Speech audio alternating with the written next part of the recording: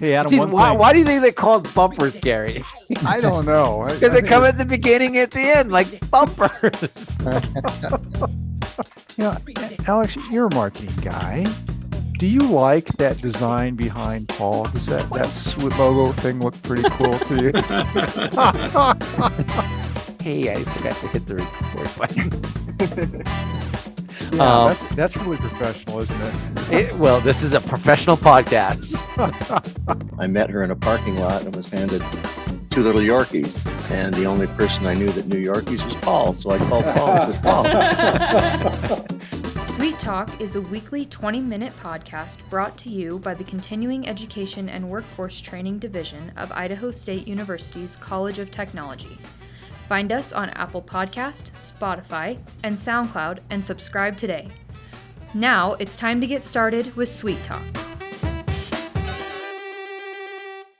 Hello, everyone. Welcome back to Sweet Talk, our weekly podcast here at Idaho State University's Continuing Education and Workforce Training. I am Paul Dickey, the Video Instruction Manager and Apprenticeship Coordinator here at Sweet. And as always, Gary Salazar, our director, is joining us. Gary, how are you doing today?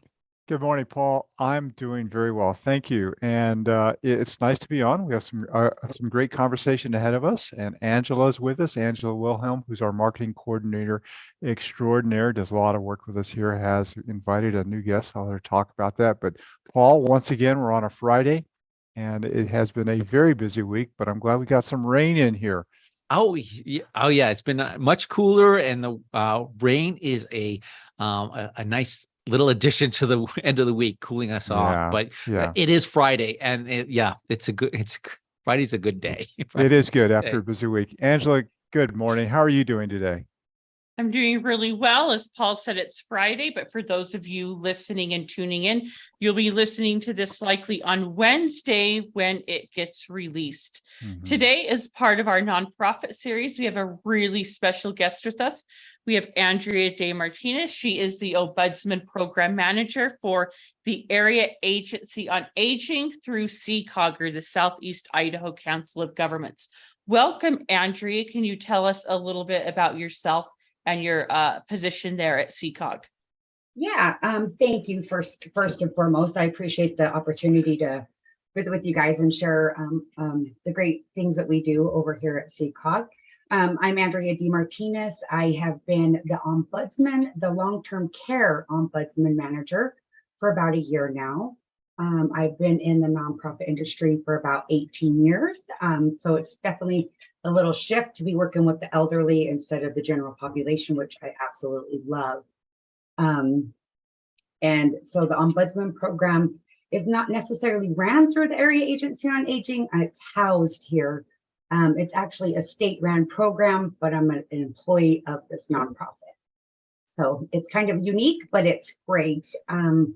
I serve all of Southeast Idaho, as does SEICOG and Area Agency on Aging. I have a total of 47 facilities that I go into to visit and advocate for residents throughout Southeast Idaho. I cover 9,200 square miles when I'm out traveling, and I have to go into each facility every quarter throughout the year just to make a presence and let people know that I'm an advocate for residents. Wow, that is a lot of traveling. Andrea, you must be on the road every day of the week doing this. Is that right? Yeah, I would like a jet or a helicopter, but that's keep dreaming big, and I might get it. I mean, a chauffeur would be great. Then I could do some work, paperwork on the back end, but yeah, wow, that's terrific. Can I understand this a little bit better? When you say you're advocating for, you're visiting all of these long-term care facilities and you're advocating for the patients in there, I mean, are they contacting you, or are you asking them questions? A little bit more detail on what are you specifically doing, please? Yeah, so essentially we go in for the health, safety, and wellness to ensure that the facilities are providing the cares that they promised when they signed the dotted line, whether it was their rental agreement, negotiated service agreement, and just to remind them, that it's their home. When you go into their area, you treat them with dignity and respect, and then just try to encourage and increase social interaction in a positive way throughout the whole facility. And it's not just going into facilities and trying to help residents find joy in their circumstance or their situation. It's about educating family, community, employees of places about, it's their home. We kind of forget sometimes, we get in our own thing. And then also just and trying to get communities out and involved and going in and visiting, being a part of activities. Because the more presence we have in there from outside sources, the better, the more help the facility has with engaging with individuals, and the less isolation and social isolation altogether. And then it seems people are more happy. It's more, there's something to look forward to. They kind of feel alive again. Sure. So- Sure. Andrea, for clarification, you're a nonprofit and not a government agency. Is that correct? That is correct. We are a nonprofit. SEICOG is a nonprofit. And SEICOG is unique because a lot of area agencies on aging are ran through community action agencies. So SEICOG is kind of, I'm going to try to put it in here. So SEICOG, it kind of is for community development. Then through the trickle down with the nonprofit and all the things that is happening over here at this great organization is, so then you've got revolving loans, you've got community development, meaning helping communities get right grants for fire stations, bus routes, sidewalks. I mean, then you got the revolving loan grant that's helping with first time small business owners. Then you got the ICOA, which is the Area Agency on Aging that provides services to keep seniors independently living in their homes. Then you got the transportation department that is trying to connect every community member with safe, affordable transportation to not be isolated and be able to be in your community. So we got all these great things that just. So SEICOG is like an umbrella with all these other things that is, Right. okay, I understand. So, but what you're doing specifically is visiting care facilities and making sure that you're advocating for their safety and their rights and so forth. Is that correct? Right. And that's how this program fits under that umbrella. So I imagine that there's our state regulations that kind of govern this. So what prompted the creation of what you do to advocate for these seniors that are in these facilities? So clear back in 1978, I believe, there was a volunteer group that was just going in and advocating. And then the ombudsman came about, and the ombudsman was a Swedish word, and then it was adopted in the States through the Older American Act. I don't know the exact dates. I don't have those in front of me, but that's how the ombudsman program became a mandatory program. So every state needs to have an ombudsman program. And then there's many, many, many rules and regulations that each facility has to follow and adhere to.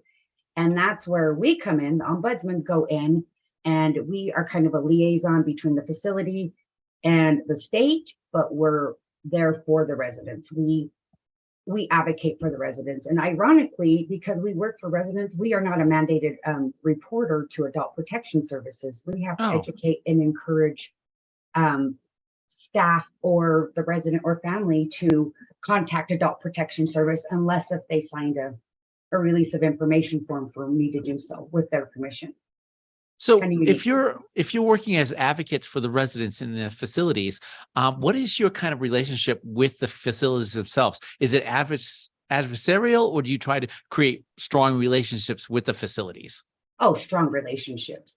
Definitely. And I think everybody might do it a little different. I have, like I said, this is my first year. So I went in and I definitely tried to get to know the administration staff and figure out who's got the most say to make things happen really quickly. And those are the relationships that I've kind of built.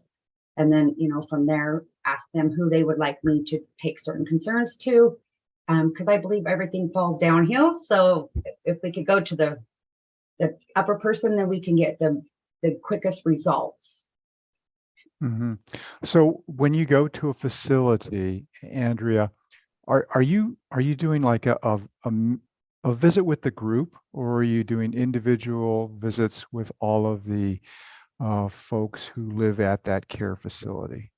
So when I go unannounced for my quarterly visits. We have like a guided sheet that kind of helps us to remind us of the basic, essential things that follow residents' rights, safety and welfare, health, safety and welfare, to see what those things are. It just depends. Sometimes people are having lunch, they're having activities, so you can talk to a group as whole. Sometimes someone will be like, hey, I need to talk to you, but shh, come to my room later, So some people like to be discreet. So it just really depends. But yes, so the goal is to introduce yourself or to let everybody know that they have an advocate, and whether it's just, Sure. Sometimes they want to just be validated. Sometimes they just want to be heard, and nothing comes out of it. And that just makes the whole difference. Because I don't know what reason or what's going on, but the nursing homes and the assisted living facilities are so short staffed because of, I can make assumptions. It was either because of the traveling nurses and CNAs, you got ample amount of money to go, versus working here for practically nothing. And, that's definitely needs to change. We need to make sure that our caretakers get paid more than our fast food servers for sure. And that's something that should be in the works. But Sure, Yeah, sure. they are taking care of people's grandparents Mhm. and mom and dad. So yeah, Yeah. they should have the funds to do that. So on these visits with into the care facilities, you're meeting with the residents that are there. So what do you over time, do you create relationships with these residents? Oh, absolutely. Yeah. You build trust and you build, you get to, the stories that they share, and you become kind of like a family member. And it's really hard because you got to definitely try to keep those boundaries, because you don't want to work with emotion when you're advocating. Mhm. But man, our aging population is just so so forgiving, and they have so much knowledge. And when you sit and talk to them, it's just a great reminder that not them individually, but their generation in general are the ones that laid the foundation for us and all the great things that we have now. And it's very humbling, and just definitely reminds me to, not take anything for granted. So yeah. And sometimes a lot of them don't have family, or they have family, but they don't want to come see them because either they're in denial or they don't want to see their family member like that. And it's just so awful, because I just, yeah, it's so heartbreaking. Yeah. Sorry, Angela. What are the common challenges, or maybe some of the more common challenges that you're seeing as you go into these long-term care facilities? Dignity, respect, Mm. kind of limit individuals on their choice of care or care providers, and lack of things to do. But mainly it's just being validated and heard once you get in there and you really listen. So yeah, just treating them with respect, treating them kind, is one of the biggest things. Is they feel like they're being treated less than in their own home, and it's disheartening. Yes. Sorry, Angela, go ahead. Okay, so I have a question. You go into these facilities and you advocate for the residents, and let's say you see something that might need change within a facility or within the care for a particular individual.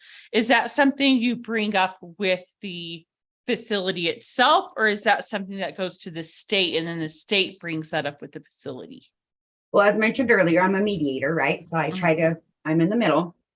First and foremost, if it's something with the residents, I have to kind of be an investigator and not directly say what I envision is wrong, because they may not see that that's wrong.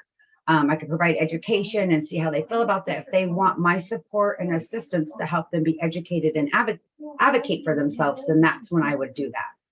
On the flip side, if there's something in the facility that is not correct and that doesn't follow the IDAPA, the Idaho statutes, the CMS, and all of these regulations that they have to follow, then I make note of that and I work with the facility for that. And then I also ask for follow-up and follow through and just make sure that's seen. And in the event that, and it happens, in the event the facility says, I'm not listening to you, you're nobody, right? It happens. Then I just notify the state of what I have done to mitigate that and what kind of communication and response I had. So they have that information when they go in and do their surveys. Typically, they won't go in very quickly unless if it's a life and death situation, but they do keep all of that information so that we share with them as ombudsman when they go in and they're doing that in-depth review to make sure that their T's are crossed and their I's are dotted and all of that stuff. Right. I'm sorry, Paul. Can you share, Andrea? I mean, what is the age range of residents that you see when we talk about seniors? I think of like at least somebody over 50, but it varies, I believe, anymore. What age range of residents are you seeing?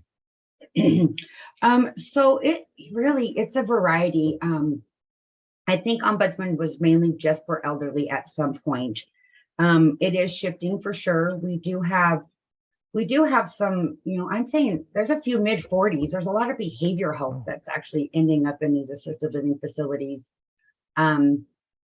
due to lack of supports. I guess that's a better word, to be able to care for themselves, and because there was not very many caregivers in the community to do some of those services in home, they're now in assisted living facilities. Right. Wow. Okay. Paul, you had a question. I'm sorry. Yeah, Andrew. Do you find that a lot of times it's just a lack of knowledge that you come across, and a lot of people just need the education of the proper procedures that they have to follow? Yeah, definitely. You don't know what you don't know. And, some people may, be fearful of maybe possibly retaliation or their family being upset at them for for voicing their concerns. So when they have somebody that's empowering them and providing them with support and resources and really got their back, it just oh man, it's amazing just to see the pride that someone gets just by validating them and giving them the tools and resources to be able to speak for themselves in the event that they wanted to. Mm-hmm. Yeah. How often do you get back? I mean, I just want the square footage or square mileage that you cover and the number of facilities that you go through. How often do you get to repeat a visit coming back to the same location, or is it just once a year or a couple times a year? No. I go 4 times a year. Every quarter, I'm mandated to at least go. So volunteer involvement would be ideal. There's some strict requirements to become a volunteer, because you have to have some intense training, as I did, to be able to advocate and to be able to improve the lives of the individuals. But I go quarterly, and you definitely try to make the best of your time to see everyone and to be able to hear everybody's concerns or even their compliments about where they live. Sure, I definitely try to find the good and the bad. I think that helps with good relationship building. Yes. And Andrea, you mentioned volunteers. Do you look for volunteers? And if so, what are the kind of qualifications you're looking for in volunteers? So a volunteer would be somebody, yes, I need volunteers, a lot of them. So volunteer for our qualification would be, you have to be at least 21 years of age, have reliable transportation, be willing to attend 36 hours of training. Some of it's done at home or is self-guided. And then just be committed to work, a couple hours a month. Kind of can pick your facility. You can't have any conflict of interest. The training gets a lot of people steered away from it, but you want to be able to have the basic knowledge to be able to accurately answer somebody's questions when they have concerns. And the rewards from it are just amazing. I mean, you're compassionate, you learn some interpersonal skills, you build relationships, And you're not just uplifting that one or two individual, you're making a difference in that facility. I mean, as a whole. So the rewards definitely outweigh the grueling training, which I think is just really awesome information. So would Right, you say right. that someone who might be, say, attending the university in one of the healthcare programs that have the time would make good candidates? They would. Yes, they would. And it would be awesome. We've talked about trying to get up there and make it part of a course to have this 36-hour training so that they could get in there and be educated and be informed. Because going into the facilities, it's amazing how many people don't realize that they're mandated reporters when they're in that line of work, and they don't even know how to contact adult protection services or what for. So I definitely take great pride in making sure that we need to make sure we're keeping our people safe, whether they're children, I mean, of all ages. So I definitely, oh, you don't know of adult protection service, you don't know of Ombudsman. Oh, let me educate you. So, and I think the more we share, the greater care that everybody will receive. Right, right. Hey, we're closing out on our podcast here. I know it's gone very quickly, Andrea, and we always want to make sure that our guests have an opportunity to tell the audience, how they might get a hold of you or some other group there at SEICOG. Would you mind sharing maybe some contact information, or how would somebody who wants to learn more, or who wants to be a volunteer perhaps, get a hold of you to learn more about what you do? Yeah, so absolutely. We have volunteer opportunities on our website, which is www.SICOG.org. And our office number is 208-233-4032. And then, of course, we have a Facebook for SEICOG and Area Agency on Aging, and they're just here local in the Pocatello area. Yes, thank you. Thank you so much for sharing that. Angela, Paul, we have run our time. We Wow. have, there's so many interesting questions that we should come into. And I do like Andrea's earlier comments about maybe there's some collaboration opportunities where we can bring more different guests from SEICOG on. Or Andrea, there might be room for us to collaborate with SEICOG on developing a course that can also be offered through continuing ed and workforce training. So perhaps we can talk about that in the future. Absolutely. I would think that would be very beneficial, and we can share it community wide as well. Absolutely. That would be great. Yeah. Paul, it's time to wrap it up, man. You All gonna right. bookend this thing for us? Yes, I'm going to bookend this thing for us. Thank you, Andrea, for being on today. Really informative. I did not know of your organization, and I did not know of your services. So this was super informative for me today. Thank you so much for joining us. Angie, thank you for bringing such a wonderful guest onto the podcast today. Really appreciate it. Gary, I can't do this without you, man. And all right. So stay tuned, everyone. If you want to learn more about our programs, you can reach us at cetrain@isu.edu through email. You can visit our webpage at cetrain.isu.edu, or you can phone us at 208-282-3372. And if you enjoy this content, please like, share, subscribe. We really appreciate it. It does get our community message out across to more individuals if you do. And please do so. And be safe out there.